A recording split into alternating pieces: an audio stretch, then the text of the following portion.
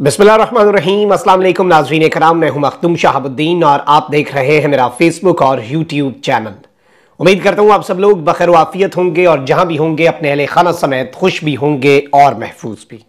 नाज़रीन कराम, बड़ी आम तरीन डेवलपमेंट्स हैं। एक जानिब तो इमरान रियाज खान की बाजियाबी के बाद उनका पहला बड़ा खड़ाक सामने आया है और वो इस वक्त रिकवर कर रहे हैं, बहुत तेजी से रिकवर कर रहे हैं। हमारी दुआएं उनके साथ हैं, पूरी पाकिस्तानी कौम की आवाज है और उन्होंने जो बात कही है वो बड़ी अहम है। इसके साथ ही साथ दो अहम तरीन और डेवलपमेंट्स हैं। एक जानिब तो सदर आरिफ अलवी ने डंके की चोट पर इमरान खान को अपना लीडर कहा है और ये सब कुछ एक बड़े मुख्तलिफ से वक्त पर आ रहा है जब सदर आरिफ अलवी के ऊपर कप्तान को एतराज़ात भी हैं, कंसर्न्स भी हैं, तो वहीं दूसरी जानिब अल्टरनेट के तौर पर आरिफ अलवी साहब का नाम भी सामने आ रहा है चेयरमैनशिप के लिए पाकिस्तान तहरीक-ए-इंसाफ की। इसके साथ ही साथ अडयाला जेल में इमरान खान साहब किस हालत में हैं, पहली मरतबा दिल दहला देने वाले इंकशाफात जो हैं वो मंजर आम पर आए हैं और पाकिस्तान तहरीक-ए-इंसाफ ने पहली मरतबा बाज़ाब्ता तौर पर, बाकायदा तौर पर कन्फर्म किया है कि किन हालात में है इस वक्त इमरान खान साहब और उनकी ज़िंदगी को जो ख़तरात लाहक हैं वो अभी भी कंसर्न्स उस हवाले से ख़त्म नहीं हुए, ना ही उन कंसर्न्स को एड्रेस किया गया है। ये सारी डिटेल्स बड़ी अहम है, आपके सामने रखनी है। अगर अभी तक आपने वीडियो को लाइक नहीं किया तो लाइक ज़रूर कर दें। हमारे चैनल्स को रिपोर्ट किया जाता है उन लोगों की तरफ से जो हक़ और सच पर मबनी सहाफ़त पसंद नहीं करते और इस असर को ज़ाइल करने के लिए आपके लाइक्स, कमेंट्स और शेयर्स हमारे लिए बहुत ज़्यादा अहमियत के हामिल हैं। सबसे पहले नाज़रीन इकराम, मैं आपको ये बता दूं कि इस वक्त बड़ी एक दिलचस्प सी और एक अलार्मिंग सी सिचुएशन भी है। इमरान खान साहब जो है उनके हवाले से आपको पता है कि बहुत से कंसर्न्स हैं, बहुत से खदशात हैं और साबिक वज़ीर आज़म इमरान खान जो हैं उनको इस वक्त जिस तरह के हालात में रखा गया है, उनके लिए जिस तरह के इस वक्त शिकंजे तैयार किए गए हैं, ये सब कुछ इस वक्त पूरी कौम के सामने है। इसमें फिर आप ये भी देख लें कि बीच में एक उम्मीद की किरण पैदा हुई और इमरान खान साहब जो है उनके साथ मामला ठीक करने के लिए कुछ लोग एक्टिव हुए, लेकिन बात वही है कि इमरान खान को मुज़ाकरात की आड़ में सरेंडर पर मजबूर किया जा रहा है कि इमरान खान साहब मुल्क से बाहर चले जाएं, पाकिस्तान तहरीक इंसाफ की चेयरमैनशिप से दस्तबरदार हो जाएं और फौज मुखालिफ बयानियां जो है उसकी खुलकर नफी करें और एस्टैब्लिशमेंट जो है उसे टफ टाइम ना दें। ये तीनों चीज़ें जो हैं ये बैक वक्त इमरान खान साहब से इनका मुतालबा किया जा रहा है। इमरान खान साहब ने चेयरमैनशिप पीटीआई की हैंड ओवर करने पर भी एब्सोल्युटली नॉट कहा,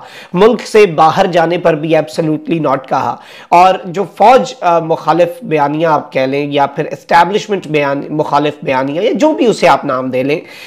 वो एक डिबेटेबल टर्म है कि वो क्या बयानियां है, लेकिन उसमें इमरान खान साहब ने मशरूत रजामंदी जाहिर की कि ठीक है हमारे लोगों को छोड़ा जाए, हमारे केसेस जो हैं। और खान साहब का एक मुतालबा था, खान साहब का ये मुतालबा नहीं था कि मुझे इक़्तिदार मिला, खान साहब का ये मुतालबा नहीं है कि मेरे केसेस ख़त्म कर दो, खान साहब का ये मुतालबा है कि हमें अदालतों के रहमो करम पर ही छोड़ दें, लेकिन कम अज़ कम लीगल प्रोसेस जो है हमें उसमें उसे कम अज़ कम हमें फेस करने दें सीधे तरीके से। ये नहीं कि पीछे से सिस्टम जो है वो लीगल प्रोसेस जो है उसे उस पर अपना इम्पैक्ट डाल रहा है। ये नुक्ता भी समझने वाला है। अब यहाँ पर नाज़रीन इकराम बहुत सी चीज़ें हो रही हैं और आप ये देखें कि एक जानिब तो नून लीग जो है वो भी बाज़ाब्ता तौर पर ताकतवर जो है उन्हें एक टफ टाइम दे रही है और ताकतवर हल्के जो हैं उनके लिए नून लीग की तरफ से यानी वही बात है, रस्सी जल जाती है लेकिन बल नहीं जाता। और अगले दिन बल्कि कामरान खान साहब जो हैं उन्होंने भी एक बड़ी दिलचस्प बात कर दी और कामरान खान साहब ने भी ये बात कही कि इस वक्त नवाज शरीफ ने ये बात अपनी ज़ुबान से अदा की थी कि इमरान खान साहब जो हैं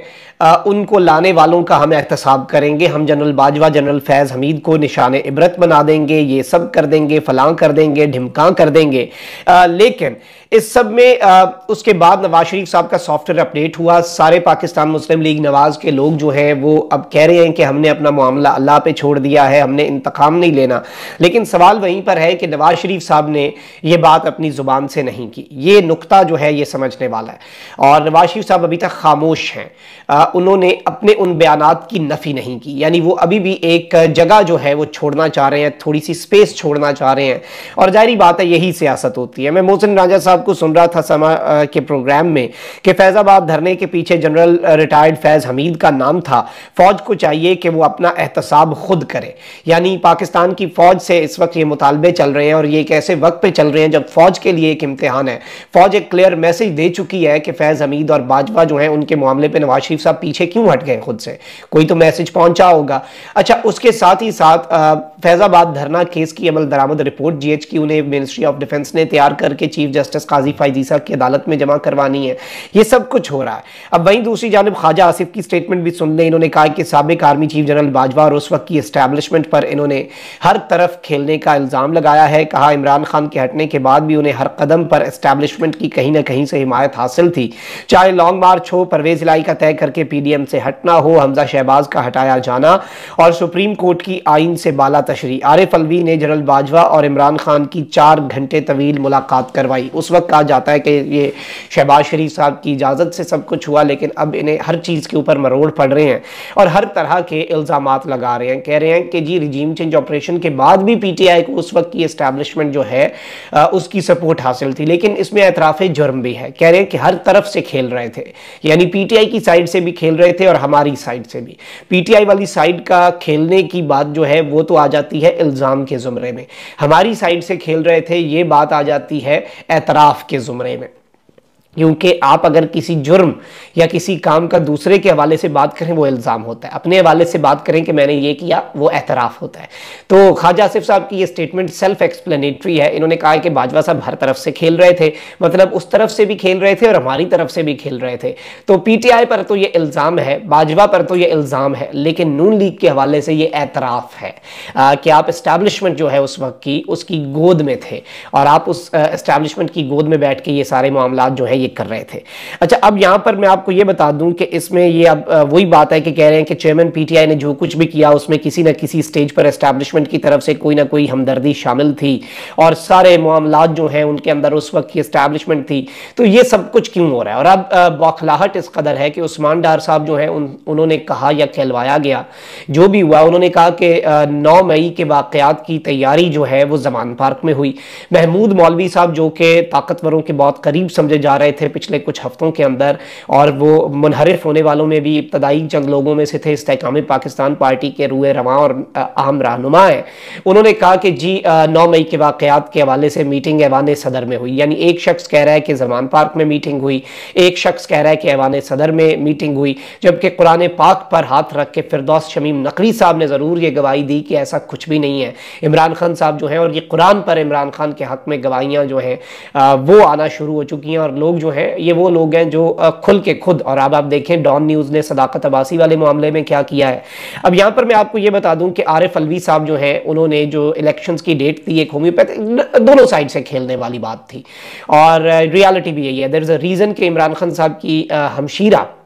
علیمہ خان صاحبہ نے عمران خان صاحب کا پیغام قوم کے سامنے رکھا کہ وہ عارف الوی صاحب کے کردار سے کوئی زیادہ مطمئن نہیں ہے، عارف الوی صاحب کے کردار سے کوئی خان صاحب خوش نہیں ہے، اور اس کے ساتھ یہ بھی خبر آئی کہ طاقتور جو ہیں انہوں نے یہ پیغام بھی بھیجا ہے کہ خان صاحب کچھ عرصے کے لیے سیاست سے پیچھے ہٹ جائیں، پی ٹی آئی کے لوگوں کے کیس بھی معاف ہو جائیں گے، کارکن بھی چھوٹ جائیں گے، انہیں بھی بچائیں، ان کا احساس کریں عمران خان صاحب، اور پی ٹی آئی کو الیکشن لڑنے کی اجازت بھی دے دی جائے گی، اس میں P T I clean sweep پھر بھی کر سکتی ہے۔ عمران خان صاحب اپنی رضامندی سے عارف الوی صاحب کو چیئرمین پی ٹی آئی بنا دیں۔ یہ سارے آپشنز جو ہیں یہ بھی خان صاحب کے سامنے رکھے گئے۔ اس کا جواب کیا ہوگا وہ بھی آپ کو پتا ہے، ایبسلیوٹلی ناٹ جو ہے وہ کہنے کی عادت جو ہے وہ خان صاحب کی بھی نہیں گئی، اور سننے کی عادت بس اگلوں کو ڈال لینی چاہیے جب وہ اس طرح کی آفرز کرتے ہیں۔ عارف الوی صاحب نے عمران خان صاحب کو کل ان کی سالگرہ پر مبارکباد دی، لیکن یہ ایک بڑی حوصلہ افزا سٹیٹمنٹ ہے پاکستان کی ریاست کے سربراہ کی طرف سے کہ عمران خان سے بڑا محب وطن نہیں دیکھا، وہ میرے لیڈر ہیں، وہ مالی طور پر ایماندار ہیں۔ یہ جو بات ہے کہ عمران خان صاحب فائنینشلی کرپٹ نہیں ہے، ان پر توشہ خانہ کیوں ہے، یہ سارے کیسز القادر کیوں ہیں، وہیں دوسری جانب ان سے بڑا محب وطن شخص میں نے نہیں دیکھا۔ یعنی عمران خان کو اس وقت ملک مخالف، ریاست مخالف، فوج مخالف، ملک کا باغی، بغاوت پر اکسانے والا ہر چیز جو ہے وہ ڈکلیئر کی جا رہی ہے، اور پاکستان کی فوج کے خلاف بغاوت کا ماسٹر مائنڈ جو ہے وہ former prime minister Imran Khan صاحب کو قرار دیا جا رہا ہے، لیکن اس سب میں آپ کے سامنے یہ بات کہاں پر کتنی درست ہے اور کیا معاملہ ہے، لیکن صدر صاحب کا یہ بیان بڑا امپورٹنٹ ہے۔ وہیں دوسری جانب پاکستان تحریک انصاف آفیشل نے ٹویٹ کیا ہے کہ عمران خان صاحب کے جو فنڈامنٹل بیسک ہیومن رائٹس ہیں وہ کنٹینیوسلی وائلیٹ ہو رہے ہیں، ان کی لگاتار خلاف ورزی ہو رہی ہے جیل میں۔ He is being kept in a small dark and dirty cell, انہیں ایک چھوٹے سے انتہائی وہاں پہ روشنی نہیں ہے، انتہائی وہاں پہ اندھیرا ہے اور انتہائی گندے سیل میں رکھا گیا، and he has no proper access to food, اور انہیں کھانے تک کا پراپر ایکسیس نہیں ہے، which is causing his weight loss, اور ان کا ویٹ لاس بہت تیزی سے ہو رہا ہے۔ All this because he stood for پاکستان's حقیقی آزادی۔ The courts must ensure this mockery of law doesn't continue, اور عدالتوں کو چاہیے کہ یہ قانون کا جو مذاق اڑایا جا رہا ہے اسے روکا جائے۔